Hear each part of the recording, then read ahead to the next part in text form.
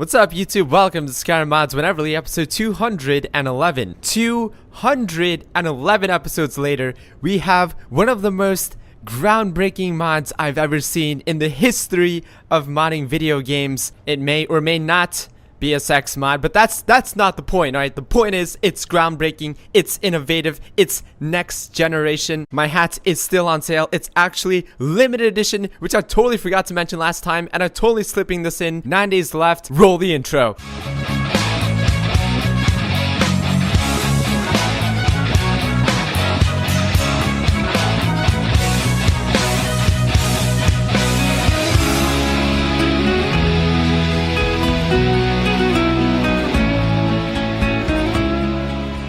So at this point, we've all probably played through the opening scene of Skyrim multiple times. We can practically recite Rayloff's lines in our sleep. It's so boring and dreadful, we might as well just go to sleep. But what if I told you that there's a mod out right now that could make you actually want to play the opening scene all over again? This is the opening scene overhaul. Apparently there was lots of unused dialogue, alternate voice actors, and all that jazz that Bethesda was hiding from us for a more detailed and less dumbed down intro. For starters, Loki is a completely different voice actor. He's actually not a bitch for once. Divines, please help me. Taking it to Ulfric, taking it to Rayloff, blaming the Stormcloaks. You traitor!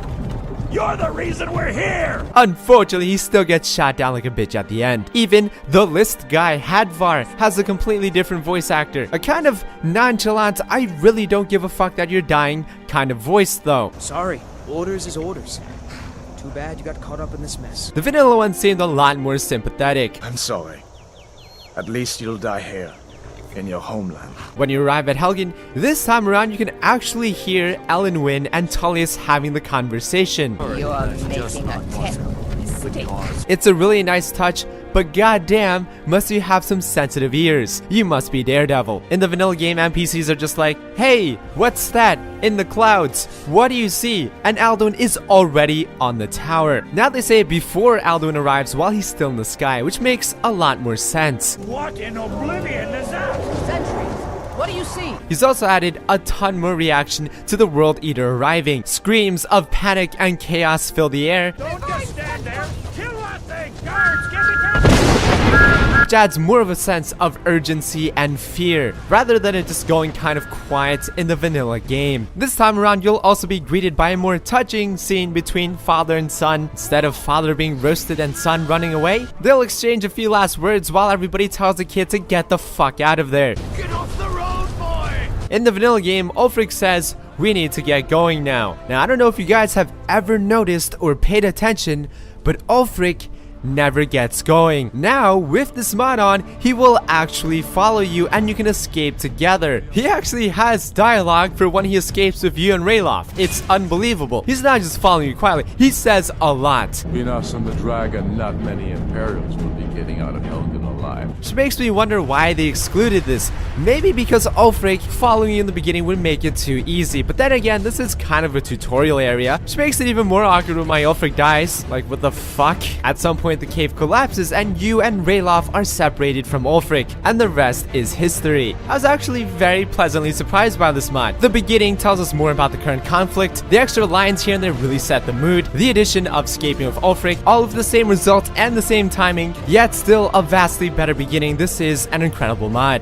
Carrying on the theme of chopping people's heads off, we have another mod in which people's heads are chopped off. It's called Public Executions. The premise of this mod is that the people of Skyrim obviously enjoy good public decapitation, but why is it that after Uncle Rogvir's head is chopped off, no other heads ever get chopped off? We need more heads getting chopped off, and this mod fulfills our need for virtual heads to be chopped off. And I have good news, a head will be chopped off every single day now. Preparation for executions begin at 6 a.m. The executioner's buddies step on stage. From 4 to 6, the prisoner will go with the jailer to the chopping block. And once 6 o'clock comes by, the execution begins. The execution of the executioners, because I need more heads to be chopped off. Heads roll all over the ground, the crowd cheers, and apparently I don't get in trouble because these NPCs were added by a mod and aren't real NPCs. That happens every day, but the real fun comes from bringing your own prisoners. prisoners. Apparently this whole execution shit has a merchandise guy. He'll sell you all kinds of head chopping merchandise, from the outfit to the axe to a poison dagger, which is what you're gonna need to capture your prisoners. Your prisoners being bandits, because that's pretty much the only group of people where it's acceptable to dehead them in public, I guess. To capture a prisoner, simply take his health down to 20%, hit him with the dagger. He will now become a friendly NPC in which you can talk to. Now comes the hardest part, actually talking to him before something kills him. I must have spent half an hour trying to talk to one prisoner. Like, seriously? Fucking seriously, Giant? Where did you even come from? A heart failure? Are you fucking kidding me? Yes. Okay, I'm done. I'm fucking done. Anyways, finally got this poor bastard. Brought him back with me, collected my 400 gold, watched him get his head chopped off. It was a good day. It was a really good day. Do you enjoy tentacles?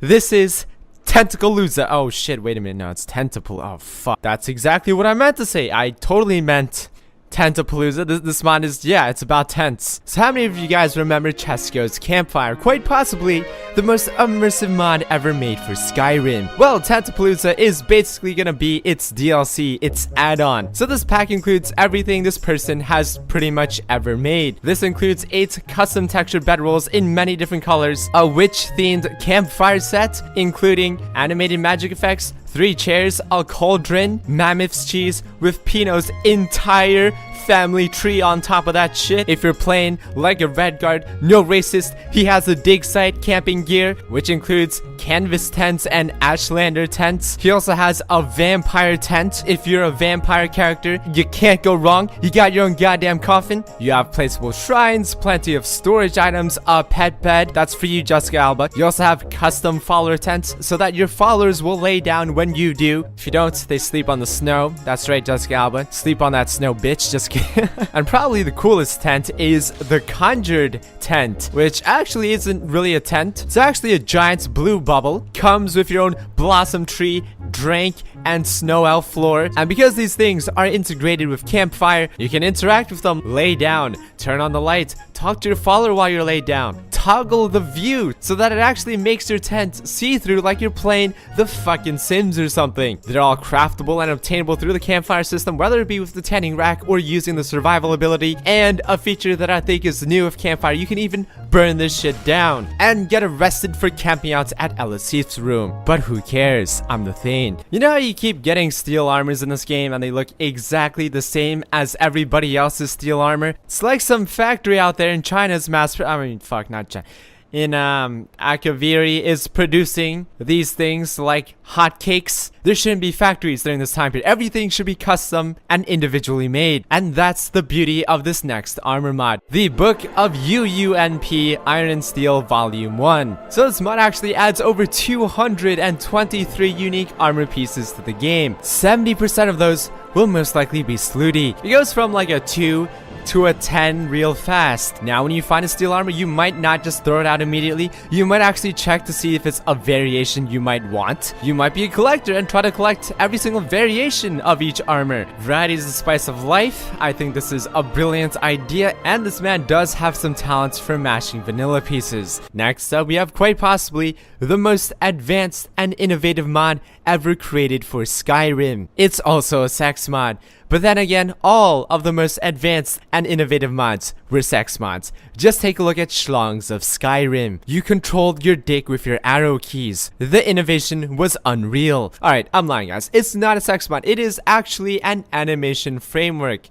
that's mostly gonna be used for sex. There's a lot of shit to look at through this interface. Half of it you probably won't even know what it is, but they probably have to deal with hot virtual sex. First of all, if you're a big fan of using poses in this game, he has an interface for pretty much every single pose mod ever created, so you can easily slide through every single pose. I had no idea there were even this many pose mods in existence. There's an equipment interface showing what you have equipped in all 62 slots. I had no idea we had that many slots to equip items on. This basically allows you to take off any single garments you have on when engaging in possible certain activities, in which this mod is definitely not the aim for. You can quickly undress and redress with a click of a button here. He even has an info section called body scales. This takes Skyrim's scaling system and applies it to real life. Apparently Alex Strauss is 6 feet tall and weighs 159 pounds. You can also inspect other people and pull up something called a profile. Profiles are fictional biographies made by the user to, I guess, add their own lore and custom backstory and fully flesh out otherwise one-dimensional NPCs. You can change the language, you can change the key bindings, you can change the colors, and just all kinds of other great information and toggleable settings. But that's just the side dish. The main course is actually the modules. Currently, there's only about 2 modules. One of them involves fornication and the other is just a demo. To begin a scene, simply select a male NPC and select a female NPC. Once you're in the scene, you can start modifying certain attributes of the scene. Like lighting, there's bright and dim lighting for your face and butt, because I guess that's the only 2 things we're actually paying attention to in the scene. You can even undress and dress in real time, as well as alternate actors. Now, Osa also boasts a persona system, basically attempting to make scenes come alive by adding personality to your character. This includes the voice type, the facial expression, and other sounds and stuff. This is not a sex mod, alright? In reaction to whatever action is performed in the scene. This will make every scene feel more alive and realistic instead of just 2 expressionless figures doing whatever it is in the scene, which doesn't have to be sex. And here's the meat and potatoes of this mod. You're basically in complete control of each scene. Using the numpad, you decide the course of action between the 2 actors in a sort of tree of events. Let's say you do one thing, you're then presented with several other options to do after that